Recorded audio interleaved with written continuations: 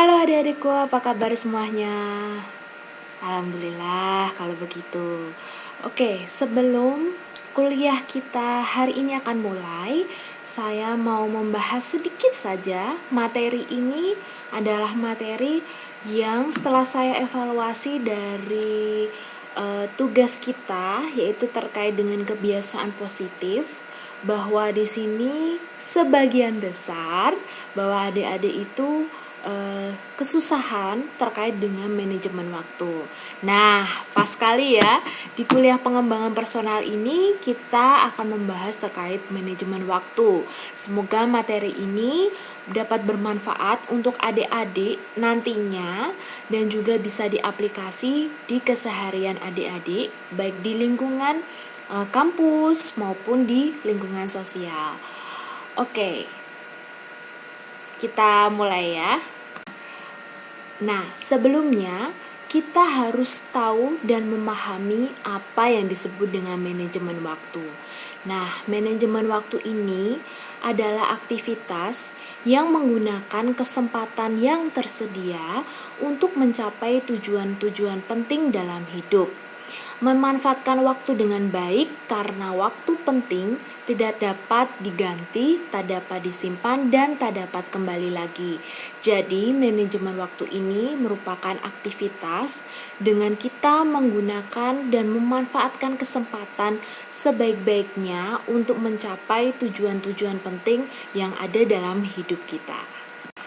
Dalam manajemen waktu, diperlukan adanya penetapan prioritas yang sangat penting. Nah, prioritas itu adalah mengurutkan tujuan, tugas, dan pekerjaan berdasarkan kepentingan. Sedangkan kepentingan disebut penting jika kegiatan itu sangat memberi kontribusi bagi pencapaian visi dan sasaran yang kita inginkan. Suatu kegiatan disebut mendesak apabila kegiatan itu menekan dan menuntut perhatian dan harus diselesaikan dengan segera. Perlu diketahui adanya jenis-jenis waktu, yaitu yang pertama, waktu yang sulit diatur, yang kedua adalah waktu yang dapat diatur. Nah, contohnya nih, waktu yang sulit diatur adalah tidur, makan, istirahat, dan urusan sosial. Sedangkan waktu yang dapat diatur, contohnya saat semangat kerja tinggi dan saat semangat kerja rendah. Kenapa sih saat semangat kerja tinggi dan saat semangat kerja rendah itu adalah termasuk jenis waktu yang dapat diatur? Karena secara tidak langsung dan tanpa kita sadari bahwa kita mengetahui waktu apa dan waktu kapan semangat kita itu tinggi dan pada waktu apa dan kapan waktu kita semangat kita tuh rendah.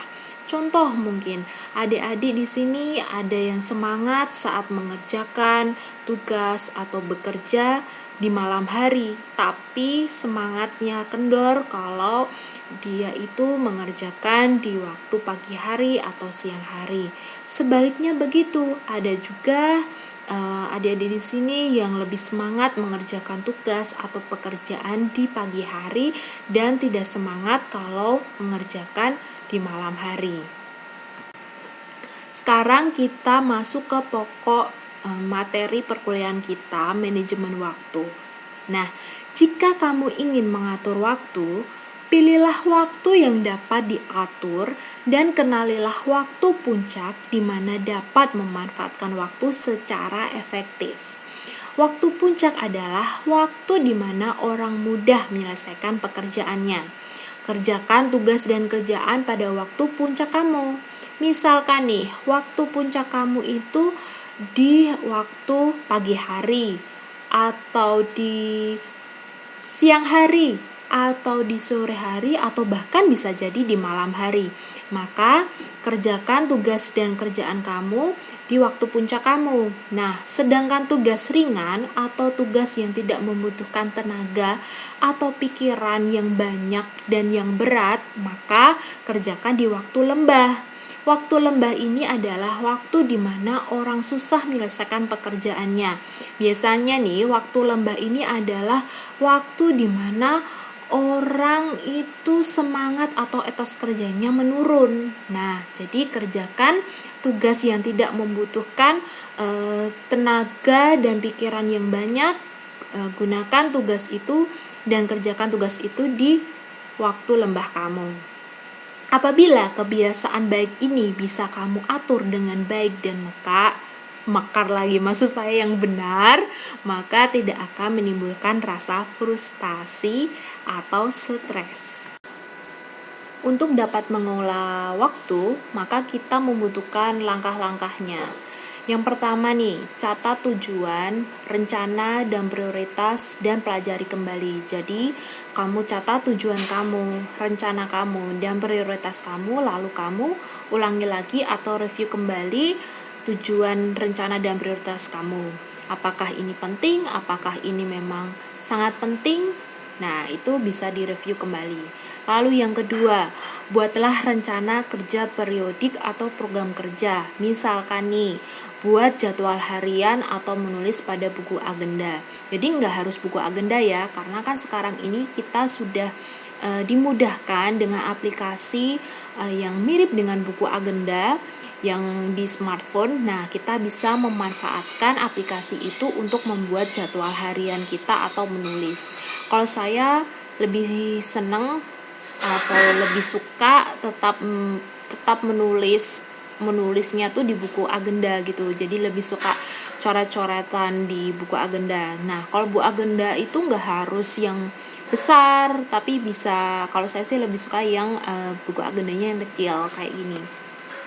Nih, nah kalau yang seperti ini kan bisa mudah dibawa, jadi bisa juga diingat gitu. Tapi bisa kembali lagi ke kalian lebih senang pakai buku agenda atau memanfaatkan aplikasi agenda gitu ya. Nah, setelah itu yang kedua, tentukan tingkat kepentingannya dari yang paling penting hingga tidak terlalu penting. Jadi bisa kamu prioritaskan hal-hal yang paling penting sampai kamu urutkan ke hal yang tidak terlalu penting. Lalu yang keempat, mulailah dengan melakukan prioritas yang paling penting. Itu yang paling penting tadi ya. Memang kita harus memulainya dari prioritas yang paling penting hingga nanti tidak terlalu penting.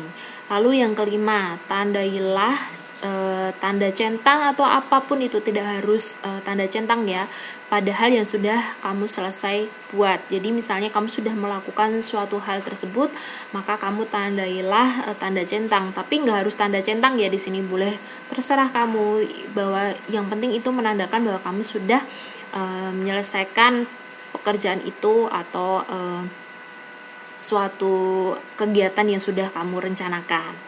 Lalu yang keenam, pindahkan hal-hal yang belum dapat dituntaskan pada rencana kerja di hari berikutnya. Jadi misalnya di hari ini kita membuat 7 agenda atau 4 kegiatan gitu. Tapi yang bisa kita lakukan di hari itu hanya bisa dilakukan 3 kegiatan. Nah, yang satunya nih belum nih. Nah, bisa yang di satunya ini kita pindahkan atau kita lanjutkan di hari berikutnya, begitu.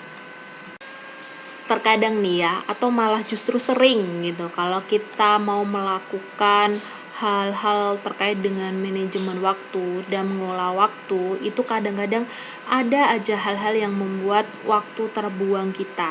Nah, ini dipengaruhi oleh faktor-faktornya, yaitu faktor yang pertama, faktor internal. Nah, ini faktor internal ini disebabkan dari diri kita sendiri nih. Nah, contohnya seperti sering melamun, lalu menonton TV atau menonton Netflix mungkin, atau nonton drama, lalu bicara panjang lebar di telepon. Nah, ini biasanya nih perempuan ya. Lalu ada yang cek medsos, misalnya kita hanya mau buka Instagram sebentar nih. Nah, nggak kerasa udah menghabiskan waktu 2 jam lebih mungkin ya.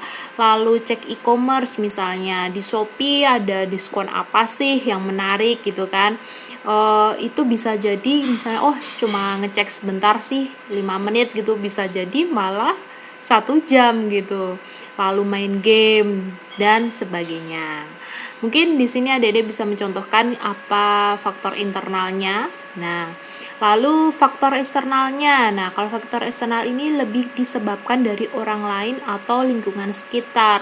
Contohnya, misalnya nongkrong di kafe, begadang bersama teman tanpa mengerjakan tugas, misalnya begadang dengan tidak mengerjakan tugas. Nah, itu termasuk membuang waktu yang terbuang. Lalu berbicara tanpa tujuan dengan teman-teman dan lain-lainnya, itu atau yang disebut bahasa gaulnya gibah. Nah, itu termasuk kegiatan yang membuang waktu gitu ya. Setelah kamu tahu hal-hal yang membuat waktu terbuang, lalu bagaimana cara kita terhindar dari waktu terbuang? Nah, yang pertama, evaluasi kembali tujuan atau rencana atau prioritas yang kamu buat. Yang kedua, tempatkan tujuan pada rencana periodik atau program. Yang ketiga, buatlah daftar pekerjaan harian. Dan yang keempat, hindari semua hal yang menghalangi tujuan kamu. Yang kelima, manfaatkanlah waktu luang. Dan yang keenam, jangan terlalu pasrah pada hal yang mendesak. Melakukan dengan standar kepentingan, kelayakan, dan efektivitas. Nah, misalkan nih seperti yang di poin ketiga, buatlah daftar pekerjaan harian kamu. Nah, misalnya nih untuk hari Senin misalnya, buatlah suatu jadwal sebelum kamu mengikuti kuliah daring dan sesudah kamu melakukan kuliah daring. Misalnya sesudah melakukan kuliah daring, kamu misalnya mengerjakan tugas yang sudah atau baru saja diberikan oleh dosen kamu secara segera. Lalu nanti yang setelah mengerjakan tugas, nanti kamu baru bisa melakukan aktivitas-aktivitas lainnya seperti membantu orang tua atau melakukan hobi kamu dan sebagainya.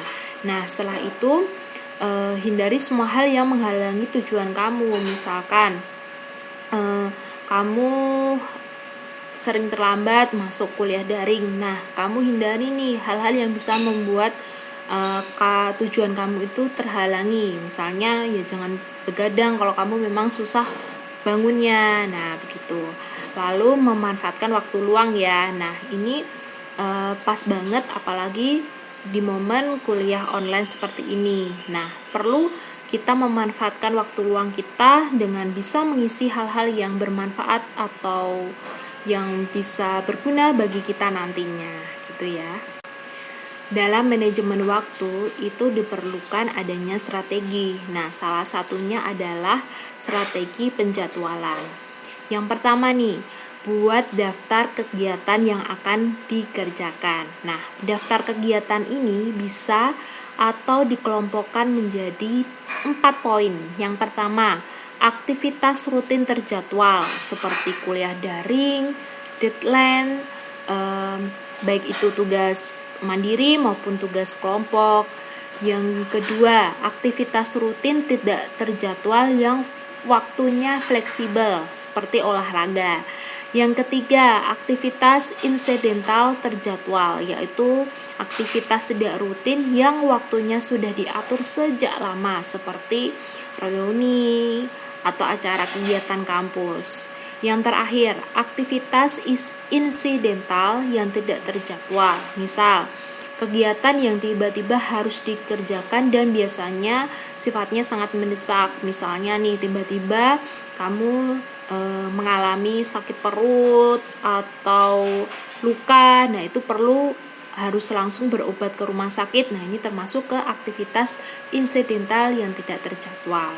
Setelah kamu membuat daftar kegiatan yang akan kamu kerjakan sesuai dengan aktivitasnya, yang kedua, buat skala prioritas dari setiap pekerjaan kamu. Nah, skala prioritas ini dari skala yang paling penting hingga tidak terlalu penting. Setelah itu, yang ketiga, perkirakan waktu yang diperlukan untuk menyelesaikan pekerjaan. Misalnya, aktivitas rutin terjadwal, kuliah daring. Nah, kuliah daring ini kan skala prioritasnya itu merupakan yang paling penting gitu ya. atau sangat penting. Nah, setelah itu kamu perkirakan waktu yang diperlukan dalam kuliah daring ini. Misalnya kuliah daring ini dibutuhkan waktu 2 jam misalnya, atau misalnya kamu mengerjakan tugas kelompok dan tugas individu. Nah, kamu skalakan prioritas kamu ya, karena kan tugas kelompok maupun tugas mandiri itu sama-sama prioritas yang sangat penting ya. Nah, maka kamu prioritaskan hal-hal itu masuk bisa misalnya dua-duanya ke sangat penting. Lalu yang ketiga, misalnya kamu bisa memperkirakan waktu yang diperlukan. Misalnya kamu sudah memutuskan dengan kelompok kamu ingin mengerjakan tugas ini di hari Rabu misalnya, sedangkan batas waktu pengumpulan untuk tugas mandiri itu hari Kamis. Ya, berarti kamu mengerjakan sebelum di hari Rabu, bisa dilakukan di hari Senin atau Selasa, atau bisa Minggu, atau bisa Sabtu. Nah, dan kamu bisa memberikan waktu itu, karena kalau misalnya kamu mengerjakan di hari Rabu itu, nah bisa jadi malah kamu bisa keteteran di waktu mengerjakan tugas individu kamu gitu loh. Nah, supaya berjalan sama-sama, nah itu perlu adanya pengaturan perkiraan waktu itu gitu.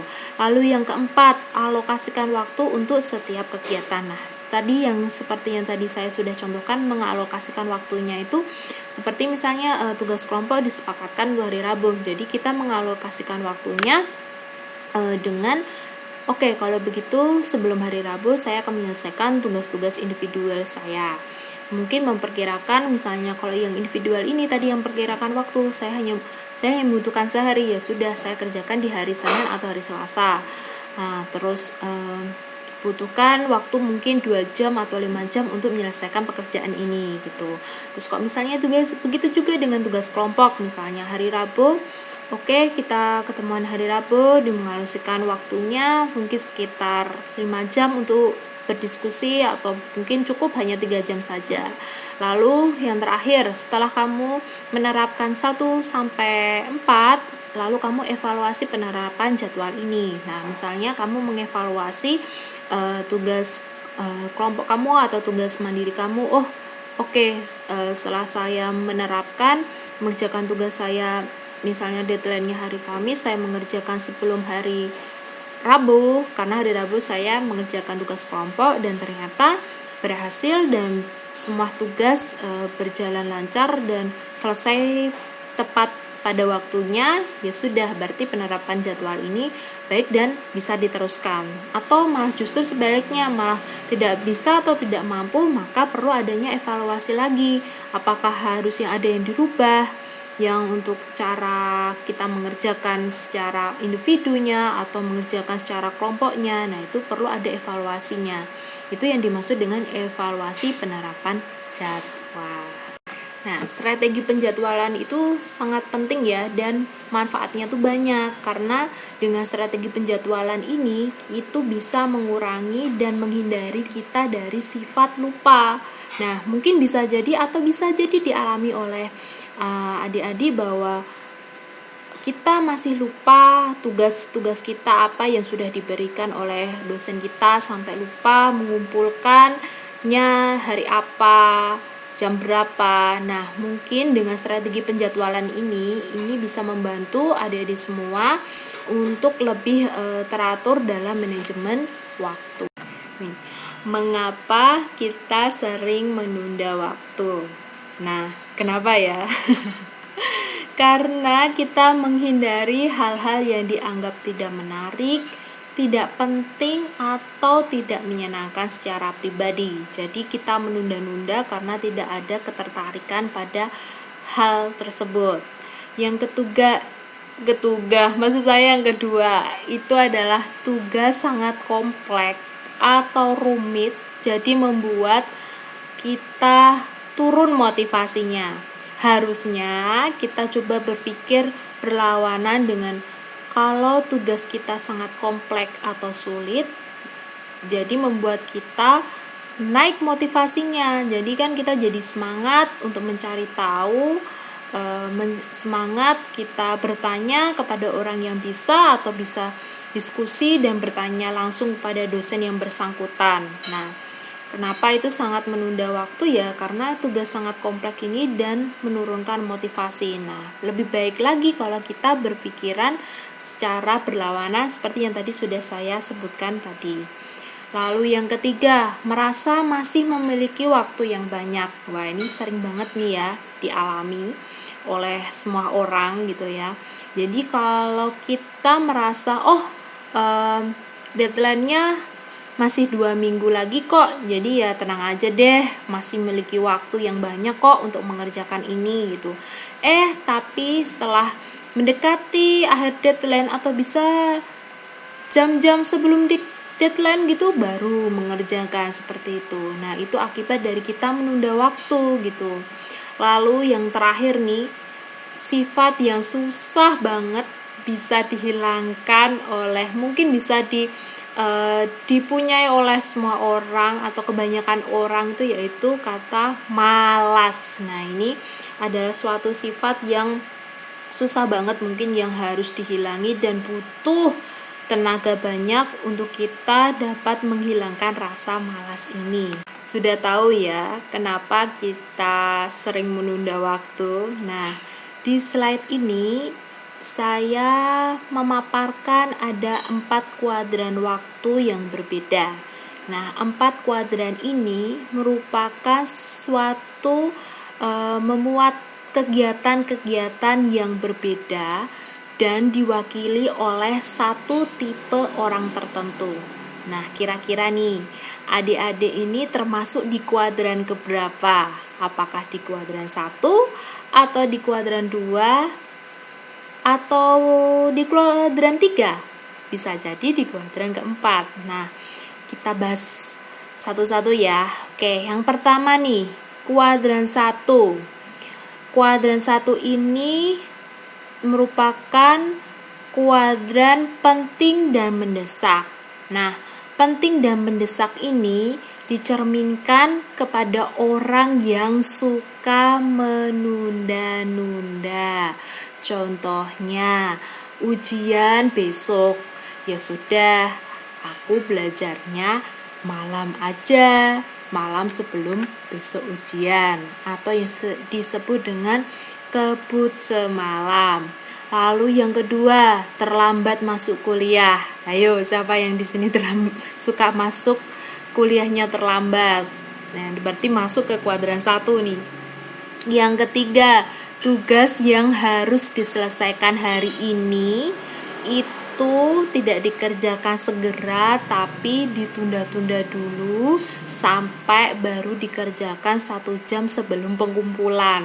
Nah, kalau yang di sini masuk ke kuadran 1. Lalu kuadran 2, penting dan tidak mendesak. Orang yang suka menentukan prioritas.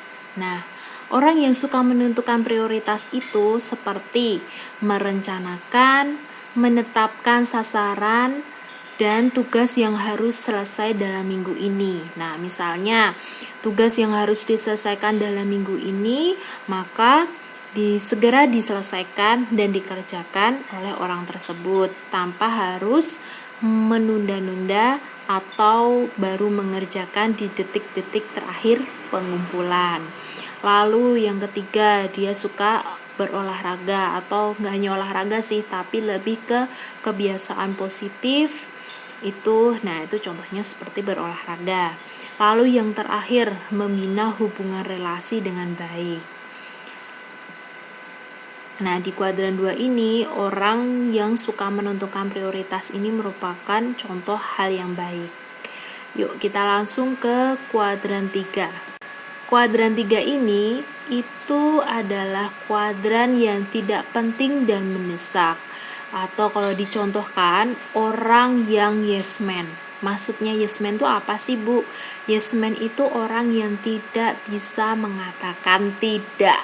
Nah, itu digambarkan dengan misalkan nih, telepon yang tidak penting itu dia terima atau dia respon. Yang kedua, interupsi seperti memberi info dan bantuan.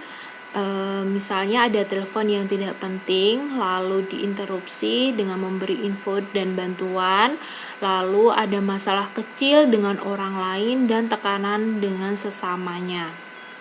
Nah, ini misalnya itu orang yang tidak bisa menolak kata tidak, maksud saya tidak bisa menolak, itu maksudnya dia, saya minta bantuan ini dong, minta bantuan itu, dan ia menerima saja, padahal dia pada waktu itu dia sedang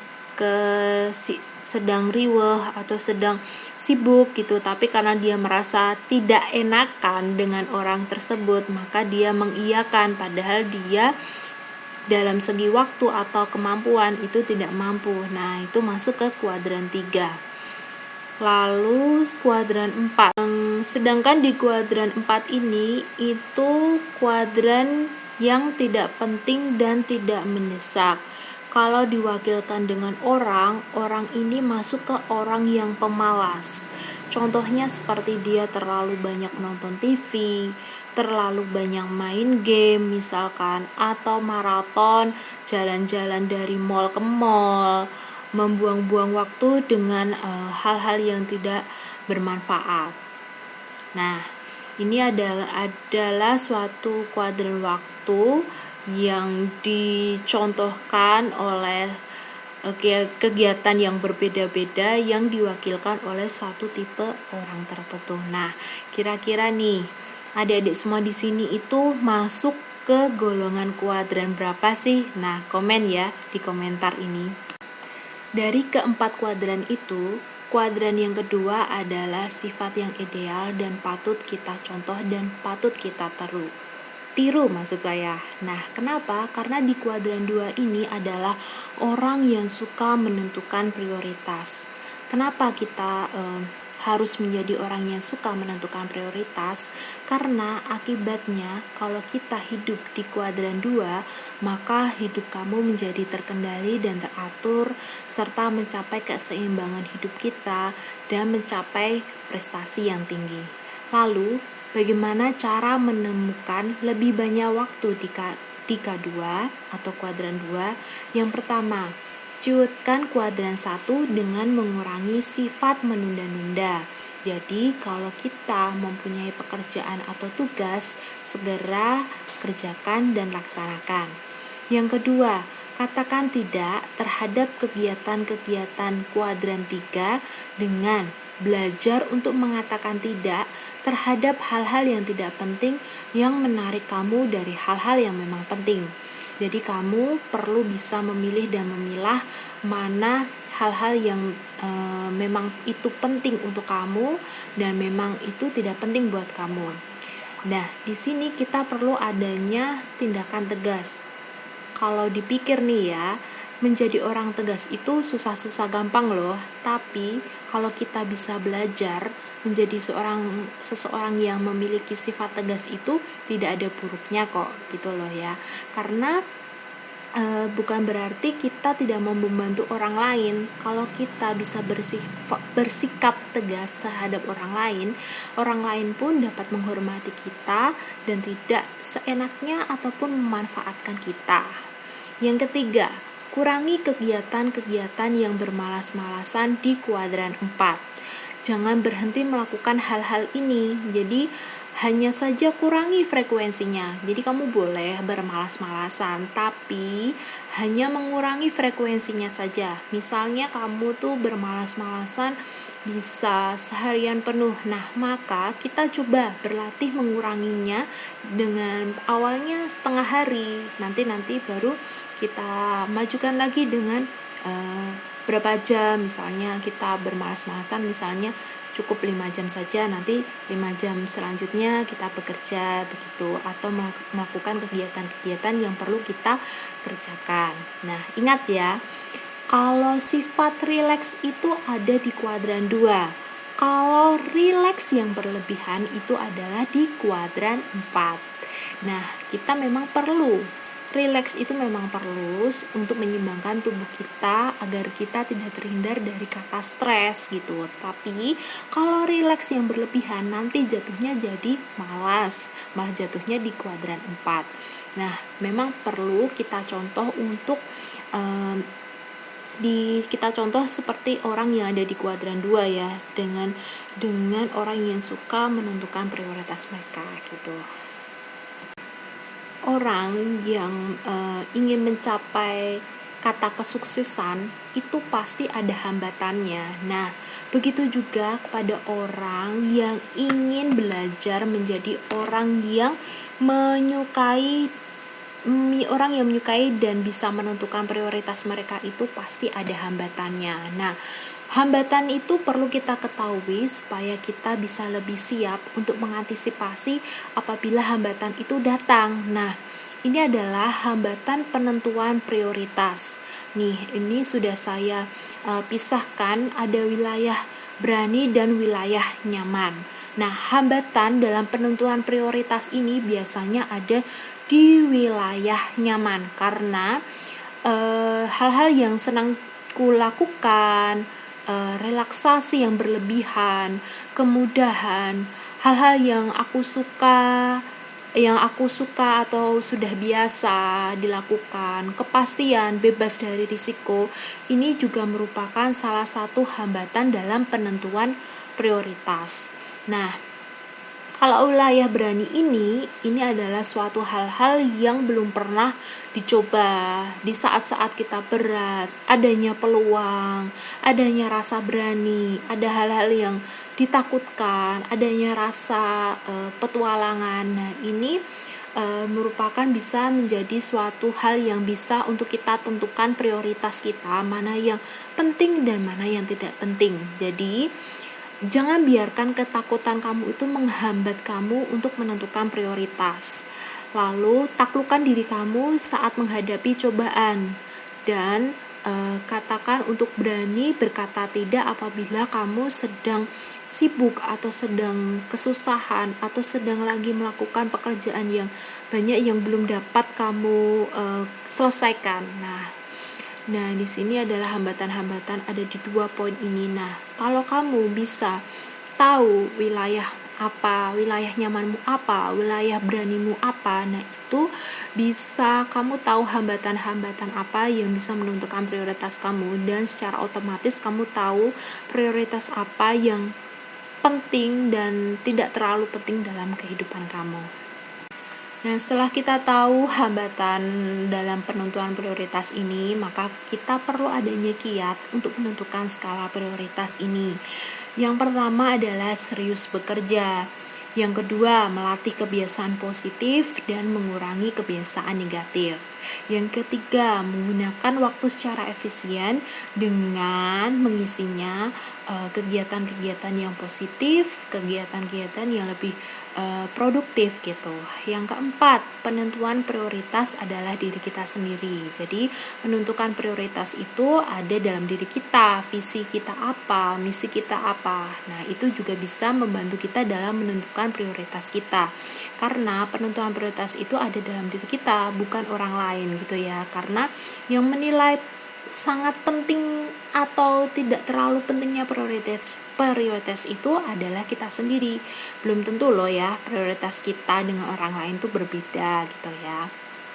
Lalu yang kelima, mengubah skala prioritas. Nah, ini bisa jadi bahan atau penentuan evaluasi pada waktu evaluasi kita dalam menjadwalkan agenda setiap minggunya. Nah, itu bisa menjadi untuk mengubah skala prioritas kita. Nah, itu mana sih skala prioritas kita yang sangat penting hingga sampai yang tidak terlalu penting.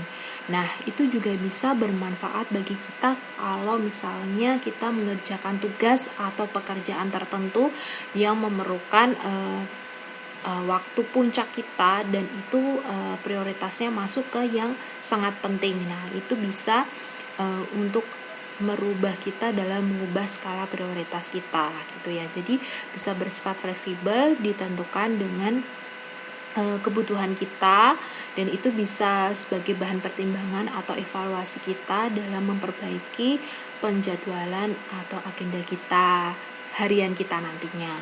Lalu yang keenam, aktif melakukan sesuatu dan hindari kepasifan. Aktif melakukan sesuatu itu lebih ke tujuannya untuk mengisi waktu luang kita kepada hal-hal yang lebih produktif, yang lebih bermanfaat, dan bisa jadi sekaligus untuk menambahkan soft skill dalam diri kita. Lalu yang ketujuh, asertif, berani katakan tidak terhadap hal tak penting. Nah, ini biasanya berlanda kepada teman-teman atau adik-adik yang memiliki sifat tidak enakan gitu ya. Tidak enakan dalam menolak ajakan misalnya teman gitu ya, ajakan teman untuk main game bareng atau nongkrong bareng, padahal masih ada pekerjaan yang menumpuk, masih ada tugas yang belum selesai dikerjakan. Nah, ini bisa adik-adik lakukan dengan penolakan secara baik. Misalnya, mohon maaf hari ini aku tidak bisa kumpul bareng, atau maaf tidak bisa ikut join game bareng gitu ya. Bisa nggak kalau kita main gamenya atau nongkrongnya di hari lain, di jam yang lain, di tempat yang sama, atau mungkin bisa. Nah, itu kalau kita sampaikan dengan cara yang baik-baik, bisa teman-teman kita yang baik itu pasti akan mengerti posisi kita gitu ya, asalkan kita bisa menyampaikan hal tersebut dengan baik tanpa menyinggung perasaan masing-masing teman-teman kalian. Lalu yang terakhir adalah gunakan agenda. Nah, agenda ini tuh sangat penting. Kenapa? Karena bisa membantu kita dan menghindari kita dari sifat pelupa, karena sifat dasar manusia itu pelupa, karena saking banyaknya yang diingat. Itu membantu banget kalau kita menggunakan agenda. Nah, sebelumnya tadi saya jelaskan, saya lebih suka menggunakan agenda seperti ini. Ini mungkin bisa dicoba teman-teman atau adik-adik untuk menggunakan agenda yang saya punya ini. Nah, yang punya saya ini gitu ya. Nah, kalau adik-adik nggak suka atau lebih suka aplikasi yang bersifat sifatnya agenda, itu bisa digunakan pokoknya sesuai dengan kesukaan adik-adik itu gimana, apakah aplikasi atau lebih suka seperti saya memakai buku ini. Kalau saya sih lebih suka memakai buku yang kayak gini, nggak harus yang agenda berat gitu kok, bisa pakai yang kayak begini. Karena apa? Kalau yang kecil gini itu saya sih pikirnya bisa dibawa kemana-mana, bisa saya ingat juga, bisa saya cek lagi, oh hari ini kegiatan saya tuh apa, oh hari ini apa ada meeting atau ada rapat dengan orang lain atau dengan vendor atau dengan rekanan, itu saya pakai ini gitu ya. Ini sangat membantu banget karena bisa dibawa kemana aja. Tapi sekali lagi nggak harus kok pakai buku yang saya ini, bisa adik-adik juga bisa mencobanya dengan memanfaatkan aplikasi yang ada sifatnya mirip-mirip agenda gitu, karena lebih senang membawanya kemana-mana gitu ya. Bisa, pokoknya bisa memanfaatkan apapun itu, karena itu sama aja kok manfaatnya gitu. Nah, slide tadi adalah slide terakhir dari saya terkait manajemen waktu. Nanti kalau ada adik-adik yang masih bingung terkait manajemen waktu, tolong tanya ke saya, bisa lewat Japri atau bisa lewat grup. Karena apa? Ini penting banget, bisa jadi materi ini nanti saya keluarkan di UTS atau UAS. Jadi saya berharap banget adik-adik lebih paham dengan materi manajemen waktu ini gitu. Bukan untuk saya juga kok, tapi ini juga untuk adik-adik sendiri, karena manajemen waktu ini sangat penting banget buat kalian terapkan nantinya, apalagi nanti kalau kalian sudah di semester akhir gitu. Nah, manajemen waktu ini penting banget gitu. Nah, ini adalah salah satu referensi yang saya, bukan salah satu ya, salah 3 malahan, karena saya menggunakan 3 referensi ini. Mungkin kalau ada referensi lain boleh, silakan yang terkait manajemen waktu. Dan oh ya, ada tambahan lagi terkait manajemen waktu ini, itu saya berharap materi ini juga bisa diaplikasikan untuk adik-adik ya, karena saya lihat tugas-tugas kemarin itu masih banyak banget yang mengeluhkan terkait dengan manajemen waktu, terkait banyak pusing, banyak tugas-tugas yang diberikan oleh dosen dan sebagainya. Nah, ini bisa dilatih, pertama-tama bisa dilatih dengan mencatatnya di agenda. Yang saya bisa lakukan ini bisa dicontoh adik-adik, atau bisa tadi yang saya sebutkan, bisa menggunakan aplikasi agenda yang ada di gadget karena lebih praktis, lebih gampang, bisa lebih mudah diingat, atau bisa ada penentuan alarmnya. Nah, gitu kan, itu bisa dimanfaatkan gitu. Jadi kita memanfaatkan itu untuk lebih kita ke yang lebih baik lagi gitu, mengubah kebiasaan buruk kita menjadi kebiasaan yang baik gitu. Oke. Sekian dari saya. Mohon maaf kalau ada kesalahan dan kekurangannya. Terima kasih dan sampai jumpa di mata kuliah pengembangan personal minggu depan dengan materi selanjutnya. Sampai jumpa.